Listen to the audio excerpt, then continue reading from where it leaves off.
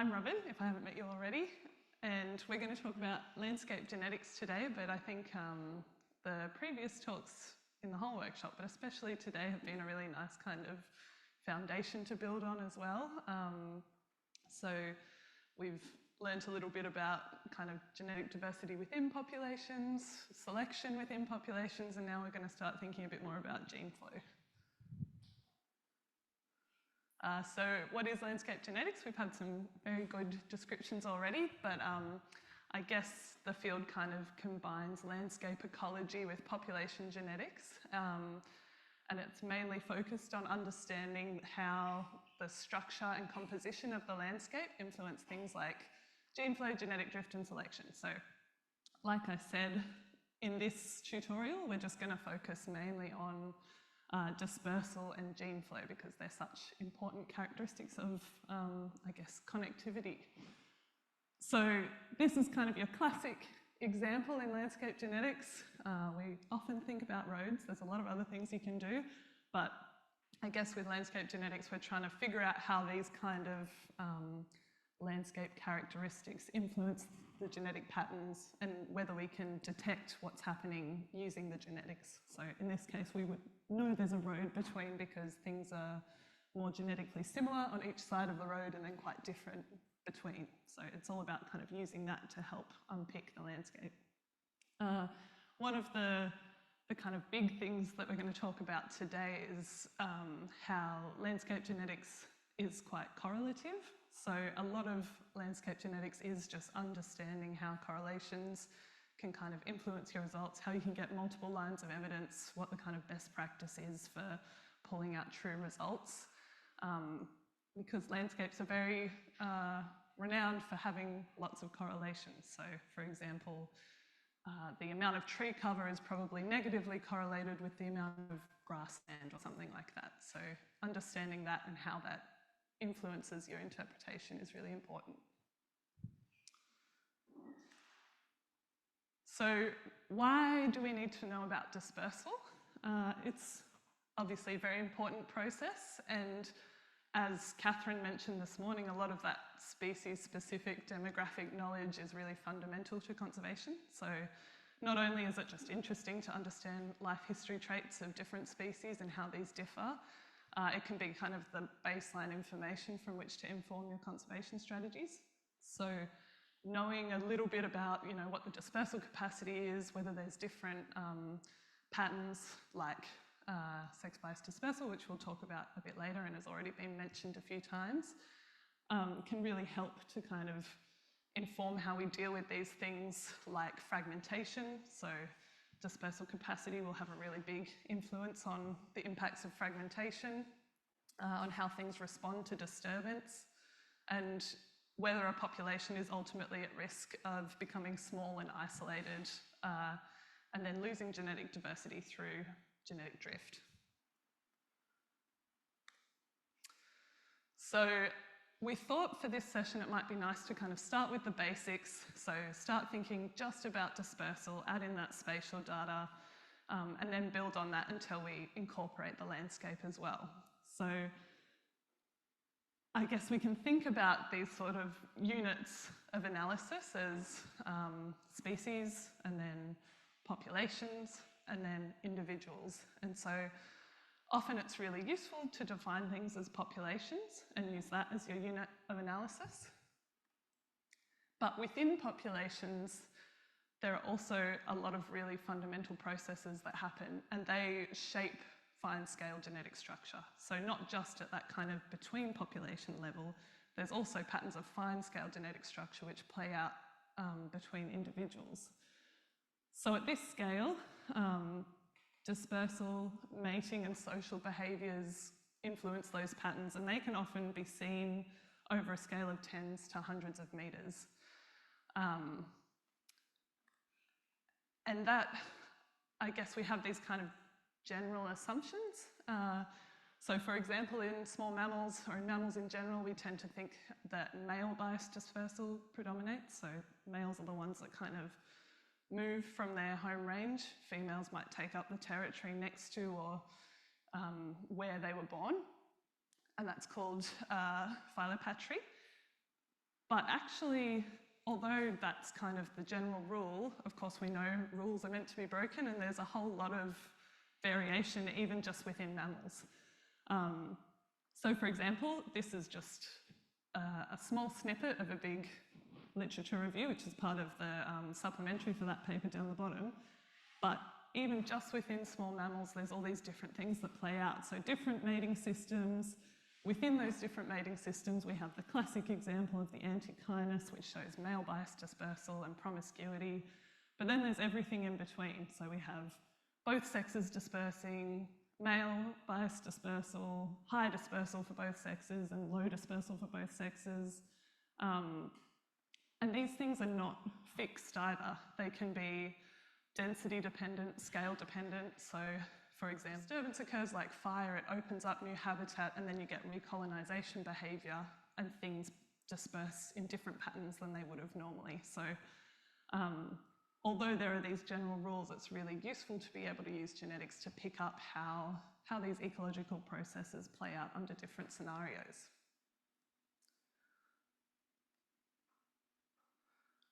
So one really powerful approach to do this is genetic spatial autocorrelation.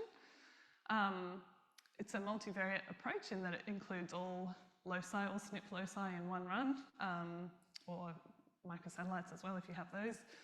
And you calculate the autocorrelation coefficient R within specified distance classes. So that means that you think of some distance class that's relevant to your species. So say you think dispersal is kind of occurring over a scale of 100 metres or something. You might want to look at, within that 100-metre distance class, how genetically similar are individuals? And if you split that into males and females, are males less similar than females? In which case that might suggest that there's something, there's male bias dispersal happening. And so, for example, if there's positive spatial autocorrelation, that means that you're more similar to the individuals around you, more genetically similar. So that means genetic and geographic distance are correlated. If there's no spatial autocorrelation, which is our null hypothesis, that means dispersal is completely random. And if there's negative spatial autocorrelation, that means that you're less likely to be genetically similar to the individuals that are around you. There's a couple of different ways to look at significance with spatial autocorrelation, but I think that's probably more useful just to go through with the code, and you'll see why these different options can be useful in different scenarios. So we can go through that in a second. But I thought it might be useful just to have a look at one really nice, clear, simple example where genetic spatial autocorrelation analysis has kind of directly informed a conservation strategy. So here's a really nice example from Onley et al. And they use genetic spatial autocorrelation along with kind of kinship estimates in the greater stick-nest rat. And I think it's fair to say this is the cutest photo ever taken of any animal. And they use that knowledge of the social structure and the kind of family structure to help inform translocations. So they found that there was male bias dispersal, and I'll show you in a second. They detected it up to about 1.5 kilometres, and then females tended to disperse about 500 metres. And so that means that going forward, when they do translocations, they'll collect individuals from that 1.5 kilometre radius to try and make sure they're translocating individuals together, and make sure that kind of you maintain that family structure, which I guess would reduce the stress in such a big endeavour, I guess. So this is what the analysis looks like. You've got those bins, the distance classes, and you can see from 0 to 500 metres, so 0 to 0.5, that's the distance class they're looking at. They're comparing every individual to each other that's within 500 metres. And with the females, you can see they have positive spatial autocorrelation, so a positive R, and they've used bootstrap confidence intervals, so intervals on either side of the estimate of R, and they don't overlap 0. So there's significant positive spatial autocorrelation. In the males, that spatial autocorrelation goes to 0, so the confidence intervals overlap 0 after about 2 kilometres. It bounces around a bit, maybe because of sample size, which we'll delve into in the code.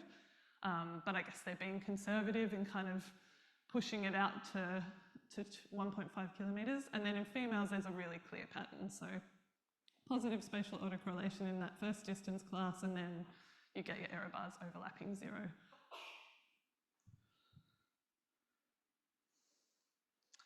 And just before we run the code, I just wanted to mention simulations, which have been mentioned quite a few times. They're such a powerful tool in population genetics, and there's a rich history in PopGen and in sex-biased dispersal studies. I've just grabbed a couple of examples, but there are plenty to choose from, where you simulate your kind of ideal population, maybe based on the parameters of a known species, so that you know what patterns you should get, and then you can compare that against your real data, or you can even just play around with it. So we're just going to have a look through the code. No need to run it yet, I'll step through it. So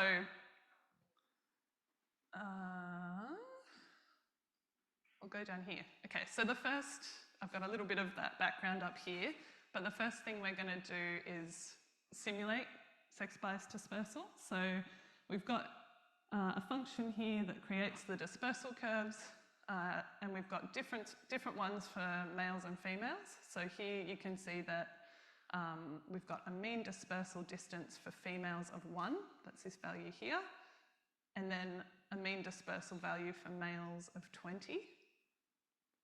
And if we scroll down and plot it, that's what this looks like.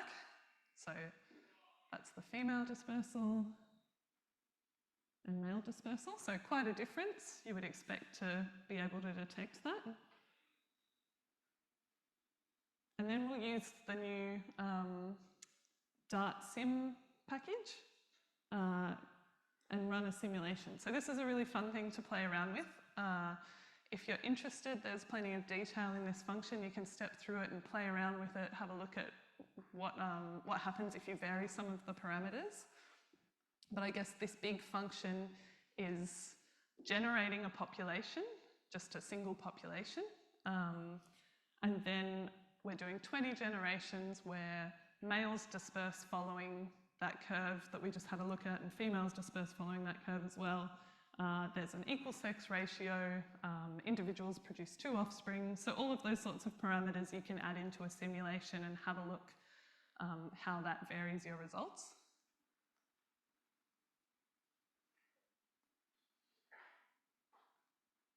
Okay, and we are now going to run, so we've created the function, and now we're going to run the simulation. So in this case, we're doing 100 individuals, 1,000 SNPs, and then the dispersal curves that we made above. So this is what it looks like, very informative. It just was fun to make it into an animation. Okay, and then we're going to run spatial autocorrelation. So, as I said, there's these 2 different ways. You can do a permutation test, which I'll talk about in a second when I go on to the next step. Or you can do those confidence intervals.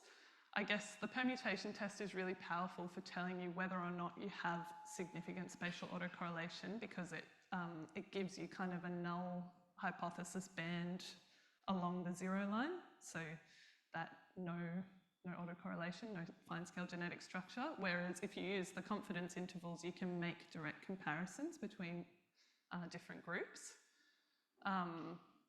So in this case, we've got our simulated data, and we're changing the population slot in the GenLight object that we created in our simulation function to be sex. So that's just an easy way to pull apart those groups.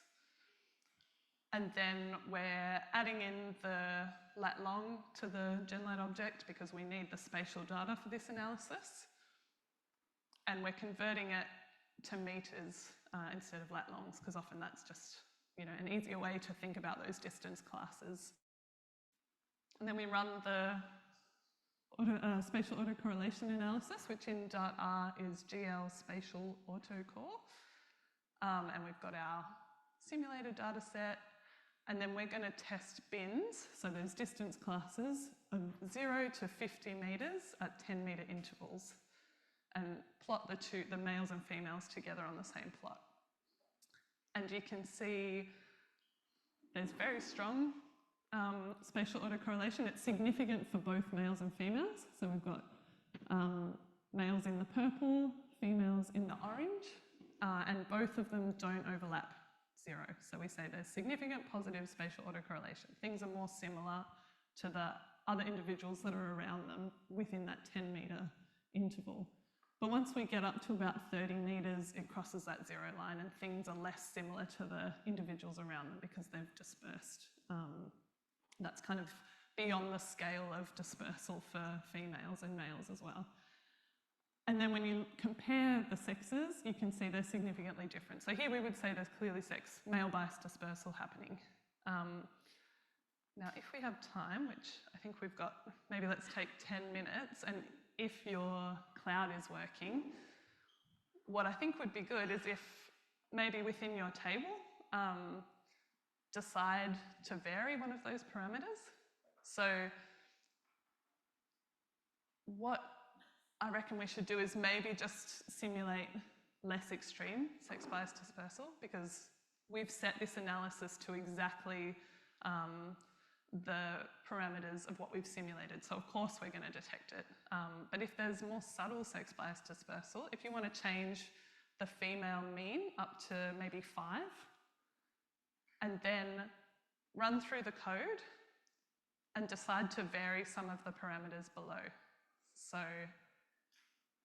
when you simulate the data here, you can change the number of individuals, the number of SNPs, and then you could also change the bins here if you wanted to. But maybe just do one at a time and at your table choose one parameter to vary. And then we might come back and see if anyone has some observations about how that's influenced your analysis. So that's, the bins are the distance classes. So this is it's 0 to 50 at 10 metre intervals. So you could just do one 50 metre distance class and you would just put 50 in there. Or you could do variable distance classes where you do, I don't know, 10. Yeah, exactly. So here it's comparing. So I've selected the bins as 0 to 50 metres at 10 metre intervals, and so it's comparing all individuals within 10 metres of each other, all individuals within 20 metres of each other, individuals within 30 metres of each other. Yeah. I was just wondering how sensitive the analysis is to like potential biases in the SNP data. Like for example, you might need equal sample sizes of males and females or something. Yeah, so I think, let me tell you, I'll do a shortcut and tell you some of the observations I would have made. So often, if you play around with the number of SNPs, with a lot of these analyses, there's kind of a plateau. So the more SNPs you have, the better until a certain point, and then more information doesn't really resolve things any further. So adding more SNPs often doesn't change things, but adding more individuals is often really powerful, and that happens time and time again in landscape genetics simulations. They show that individuals are really often the most important thing in your analysis, at least with neutral genetic diversity or genetic structure. So if you had unbiased samples, what I suspect would happen is that you will get just massive error bars on one sex. And so you'll get a really great estimate for one sex, the other sex that you don't have enough samples for, you won't be able to really tell anything. So the biases are clear at least, yeah. Okay, well, we might move on to the next section, but feel free to play around with it when you have internet. Sorry, Yeah. you choose the bin depending on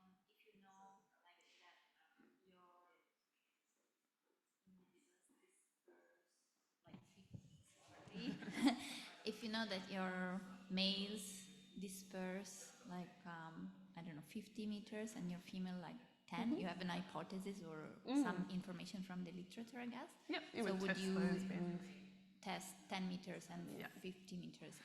But often we don't have such exact information. So your hypothesis might just be that dispersal happens over a scale of hundreds of meters, in which case you might choose increments that match the sample sizes you have up to the extent you think dispersal occurs. So every 10 meters up to 1 kilometre, and you might see where it crosses the zero line. Yeah. So what the extent of that spatial structure is kind of tells you how far things are dispersing.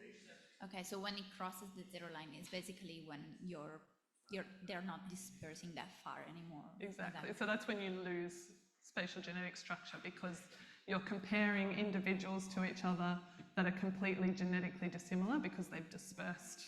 You know, they're not related anymore. Okay. Yeah, sorry.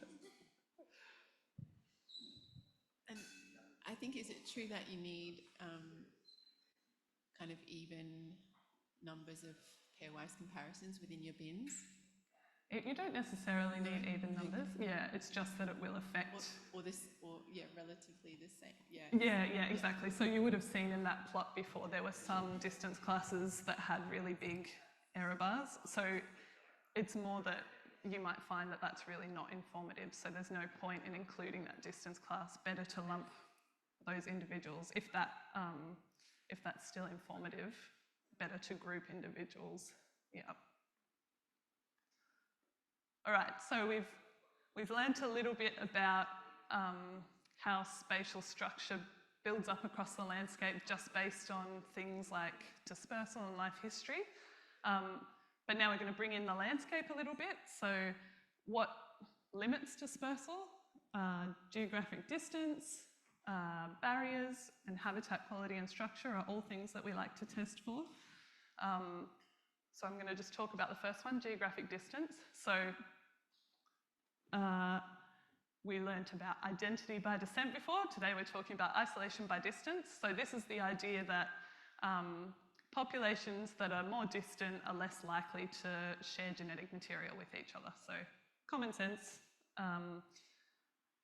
But this follows that kind of stepping stone model. So you expect things that are close together to be more genetically similar. Same idea as with spatial autocorrelation as well. And so some of the things you need to be careful with in this type of analysis is that we usually have this kind of gradient, but again, this can be really influenced by sampling. So if you missed sampling those two populations in the middle, you would incorrectly infer that those are two isolated separate populations when actually there's kind of a continuum of gene flow across the landscape. I guess our null hypothesis is normally that there's either random mating or there's a linear, the null hypothesis is random mating with isolation by distance. Our alternative hypothesis is that there's a linear relationship with geographic distance. So the further away you are, the more genetically different you are. And in this case, you can use either populations as your unit of analysis or individuals again. And I guess I often use individuals instead of populations. A lot of the time people will have really good sampling to be able to use populations, but many of the species that I work on, a population kind of distinction doesn't make sense. So they're either continuously distributed, there's a lot of gene flow happening across the landscape, or maybe you don't quite have, you have like one sample here, a bunch of samples localized, and it kind of doesn't make sense. So sometimes just using the individual is a really powerful approach. And in this case, we use a Mantel test to test for isolation by distance. And so what we're looking for here is a correlation between pairwise individual genetic distances or pairwise population differentiation, like FST, and Euclidean genetic distance, so that's straight line distance. And we can't perform a regression on this. It would be easy enough to kind of look at that relationship with a regression, but because it's pairwise data, it's non-independent, and that makes it really difficult to do some of these standard stats. And so, yeah, instead we use the correlation between those two matrices, and we perform a permutation test rather than doing the standard p-test. So here you can imagine you run your Mantel test, you get your result, and then you shuffle all the distances, so they're random and they are completely out of order. Then you run your Mantel test again, and you plot your result, you shuffle it all up, plot it again, shuffle it all up, plot it again until you have this histogram. And if your result falls way outside of those random shuffles, then you've got something very different to random, so significant isolation by distance. If your result falls somewhere in the middle, it's no different to random. And this is a really nice example from Prates et al. It's focusing on identifying cryptic species, but applies to populations as well. And you can see that the kind of pattern you get in isolation by distance is also really indicative of something happening in the landscape. So you might just get this standard slope that you would expect, in which case we're probably just seeing things being limited by geographic distance. If there's reduced gene flow, you might see that within those separate groups, you get that pattern of isolation by distance, but the things that are being compared between groups are really genetically different, and they follow a different kind of trend. And then if there's complete isolation, that pattern becomes more pronounced. And so we're just going to quickly jump to a real case study. Yep.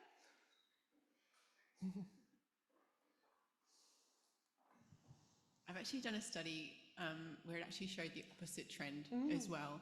So populations that were isolated come into the secondary contact and also shows similar patterns. So it works in both directions. Cool. Yeah, that's good to keep in the back of your mind, I guess. So yeah, a lot of the work that I do is in the Pilbara in Western Australia, which is this really ancient landscape defined by the geology. So the Pilbara Craton there is really distinct, and it's kind of this rocky island in the middle of the desert. So really distinctive substrates and geologies kind of driving species assemblages. And the example that we're looking at is the Lesser Hairy-footed Dunnart, which is a small mammal that's more widely distributed, and just on the edge of its range it kind of comes into the Pilbara.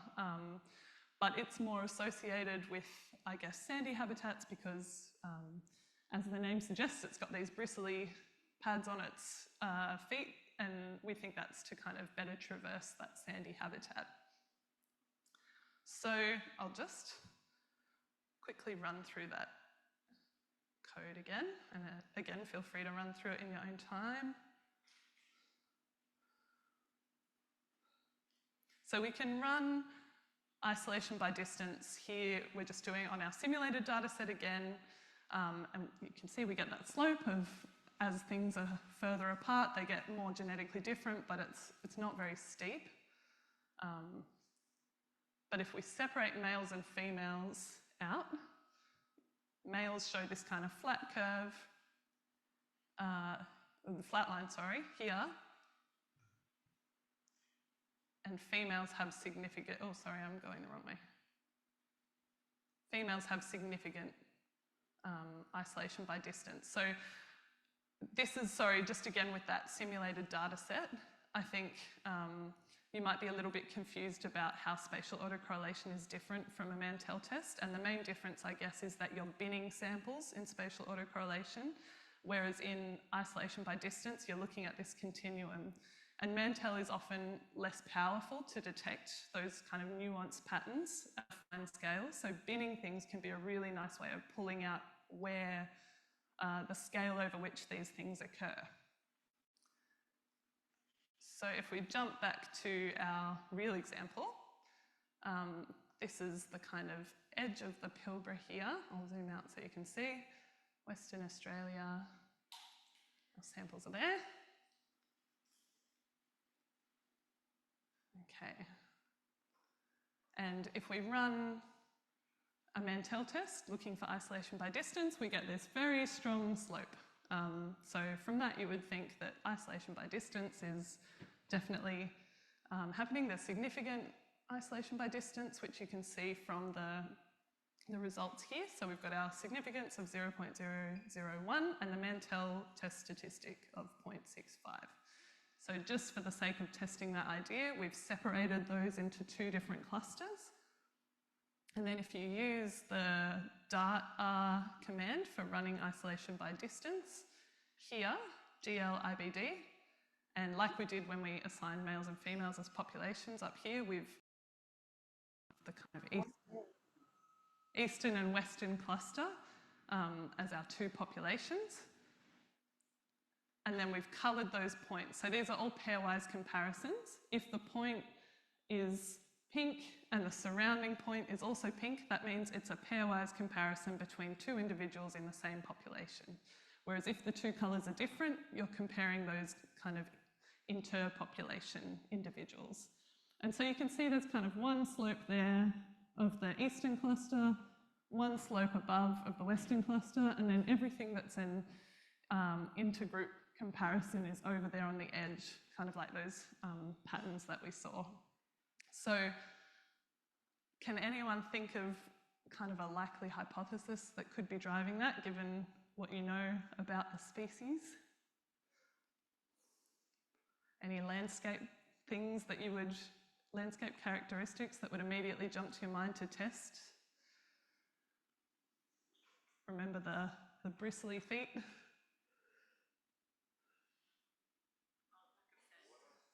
Water, yeah, water could be something. Lack of sand, yeah. So I think if something is really restricted to or very reliant on a particular habitat type, that's often a really good first place to start. And so if we plot the substrate types, I think that's a pretty good hypothesis to test. We've got this big wedge of clay right in the middle of those two populations. So potentially that's separating them.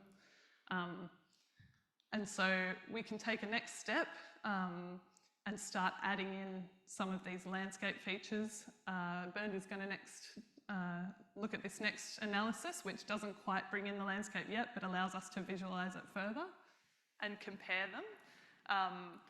And we can include the pairwise data as a random effect. So we're not specifically testing for that, but we're kind of removing the effect of that pairwise data.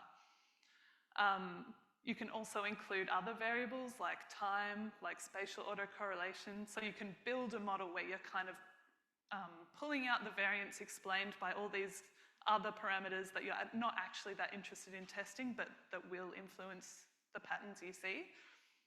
And then what you can do is you can run a model one by one for different landscape hypotheses. So clay, isolation by distance, I don't know, maybe you want to do one for water, and then you can do a model selection and have a look at the ranking by AIC and choose the one that explains, best fits the data.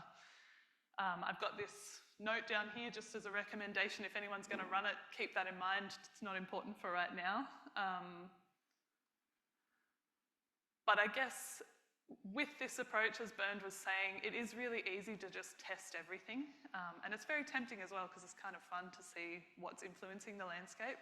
So, and also, as I said before, landscapes are really correlated. So you don't want to be testing all of these layers upon layers upon layers. You want to come in with a really justifiable set of hypotheses. Maybe you use your Mantel test and your Eames analysis to kind of help you develop those hypotheses.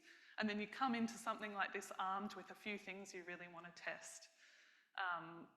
And then you can use the rankings and the weights of the models to help decide how likely those hypotheses are to be true. If everything's kind of weighted equally, everything's quite close in ranking, well then maybe it is just isolation by distance that's driving things. Whereas if you have a few standout layers that are really, the best ranking model, that could be the best approach to look at. And in that case, I would go and think about the biological mechanisms that are driving that. If there's nothing sensible that that could be linked to that layer, then you probably shouldn't have tested it in the first place. So I just wanted to finish by mentioning this package, ResistanceGA, which does exactly what you mentioned before. So rather than the way that you normally generate these rasters where you're testing those cost surfaces or those resistance surfaces is you come up with a hypothesis. A road is really difficult to disperse across. If it's really difficult, I'm going to arbitrarily give it a value of 100. I might test a couple of different values and see which one it explains it the best, but I'm coming up with that hypothesis. The other approach is that you can use your genetic data to optimize those resistance surfaces. So ResistanceGA is a bit of a beast. I have to, can't lie, it's a difficult package to work with because it's a big wrapper that kind of does everything in one. So unless you have a really clear idea of what you're doing, I'm not sure that it's the best one to use. But if you do want to optimize layers, it's great because you give it your genetic distance matrix and you give it your raster, and then it gives it different cost values, fits a transformation, runs a model selection, and chooses the transformation that provides the best answer. So in some ways that's a really nice approach because sometimes we don't actually know what's driving dispersal. Sometimes it can be completely opposite to what we expect. So something that lives in, I don't know, spinifex might actually be perfectly capable of dispersing across rock, but that's not what we would assume. So you let the model decide and tell you based on that data. The other thing that's really nice about MLPE and about ResistanceGA is that you can combine multiple layers. So you have to do, when you're using a distance, you can kind of only test one at a time in MLPE because it doesn't kind of make sense to add multiple distance variables. But with this approach, it combines those rasters and then optimizes that combined surface. So you can test the combination of clay and water and it'll create this new raster that's both of those optimized using the genetic data. And then you also get a percentage contribution. So based on that optimization, it'll tell you most of this cost surface is using the water layer, but 20% of the cost surface is based on, I don't know, another layer. So I think it's a really nice approach, but again, that warning that you really can test everything, and that's not a very sensible thing to do. So keep your hypotheses limited and sensible, and also that'll save you a lot of time because these things take a long time to run. So I think that's it. If there's any questions, we can maybe finish on that, or any online. Oh, do you have the mic?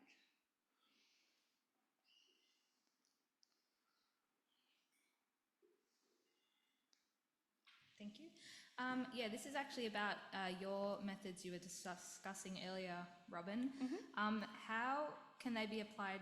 Can they be applied to track pollen dispersal in plants? Yeah, yep, I haven't done it before, but I guess the important thing is that you kind of do it after dispersal has occurred, generation by generation. That one might be a bit tricky because there's not this kind of distinct breeding season, but I think you would still be able to pick up some of those patterns. Yeah. Has anyone done it on plants? No?